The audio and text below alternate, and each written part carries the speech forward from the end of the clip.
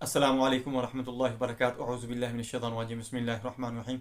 अक्सर लोगों के चेहरे के ऊपर दाने निकल आते हैं, वो बड़े परेशान होते हैं, खुसूसन जब बच्चे जवान होते हैं, हार्मोनिक चेंजिंग आती है, अडल्टपन आता है, तो उस वक्त ये ज़्यादा दिक्कत बनती है। फिर बच्चे उसके ऊपर नाखून मारते हैं, खराश करते हैं, तो वो ज़्यादा बिगड़ना शुरू हो जाते हैं और चेहरे के ऊपर अपने दाग निशान छोड़ जाते हैं।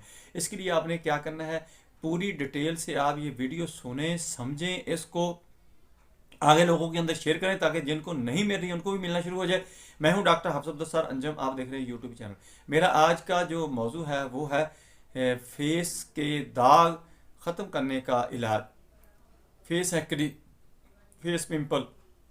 दोस्तों, इनको ख़त्म करने का सबसे पहले तो ये है कि अपनी खुराक को ख्याल करें, फास्ट फूड बंद करें, सॉफ्ट ड्रिंक बंद करें और अपना सोने और उठने की रूटीन ठीक करें।